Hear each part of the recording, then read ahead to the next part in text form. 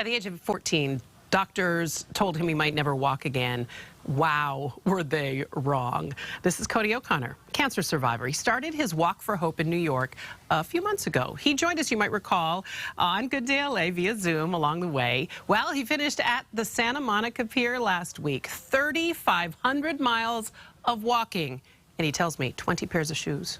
When we talked to him a month ago, he promised that he would come see us as soon as he finished the journey. And guess what? Boom! Here he is. And you look fine. Are you okay? Tell me about the body. How's it feeling? Sore. Very, very sore. What's the worst part? My back, my lower back. Okay. Probably from my hip imbalances. Sitting there waddling basically the whole country is not good for me. So you waddled across the country. We've not typified it properly. Yeah. You didn't walk across the country. Yeah, waddled or limped is probably better. How does your heart feel? I don't know if I've come down from the whole, like, it's over. Yeah. You know, the impact has been amazing. The people that we've been able to connect with, as far as community leaders to police departments, fire departments, hospitals, children that are fighting cancer, families that are going through it, or families that have lost loved ones that have come out to support the cause, that's been truly special. You didn't anticipate that per se? Not really. We didn't really know what to expect. Yeah. And when we left New York City, we really didn't even have enough funding to get us to LA.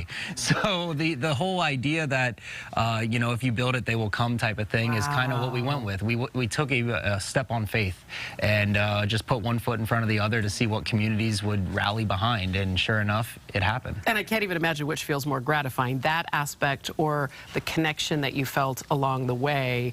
And just the accomplishment. I mean, you just walked across the country, yo. It's a long way. That's a big deal. It's a big deal. And I'm sure also getting, you had a chance to do something not many people have ever done, right? Seeing the nation from that perspective, alone with your thoughts for 3,500 miles. Yeah, that's, you got to be comfortable in your own head, that's for sure. But look, it was a once-in-a-lifetime opportunity. Yeah. You know, as stressful as it was, because there were many, many days that it was just like showing up for work. Mm-hmm. You know, it's a job, right? Yeah, in a way. Initially, it's fun. It's like, oh yeah, I'm seeing new things. After a while, you're like, really? But then after about a week, 2 weeks, you're like, okay, we got to go walk 20 miles. Here we go. So in those moments, when the body's breaking down and it's kind of like a job, what was it that was gas in your tank?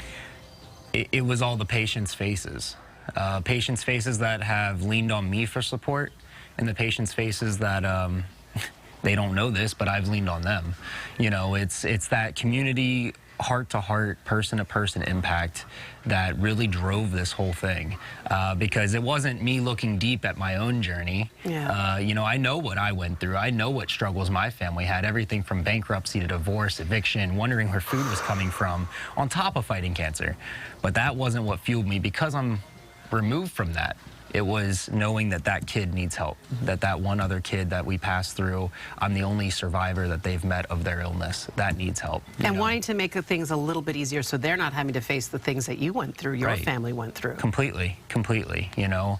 The goal of this was to network. I told my team, if we did it in my estimated time, which was like 135 days, if we did that in that time, then we failed, because we didn't connect enough, you know. And so coincidentally, it's 10 months. That's how long my cancer battle was. 10 months of a walk, 10 months of your cancer battle. Yeah, so that makes it even more impactful. How much of it, I mean, is there just a little tiny bit of this was also showing those doctors that got it so wrong all those years ago? Completely. Saying you'd never walk normally again? And there's a part of that I want to continue. We're going to keep going down that list of things doctors said I'd never do again. Like what? What else? So, for instance, you know, I can't swim normally.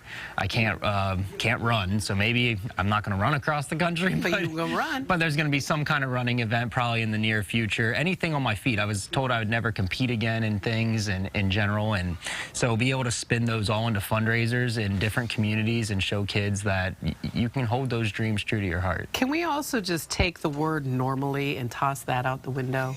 How about differently, right? Sure. How about that? Because normally, what is that anyway? Look, I am so glad you took our call, first of all, because sometimes I'm worried that people are going to say, oh, we'll come by, and they never do. They LA you know what I mean? You did it. I don't know what I mean.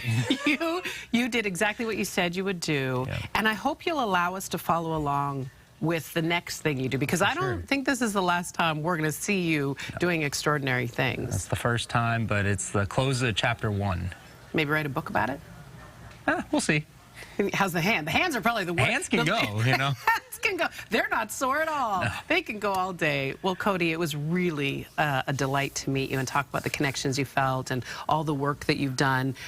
People can go to your social to see some of the images. I'm sure your team did a lot on your social. Yes, Overcomer team, please, anybody out there, easiest thing to do is just click follow. So I love that.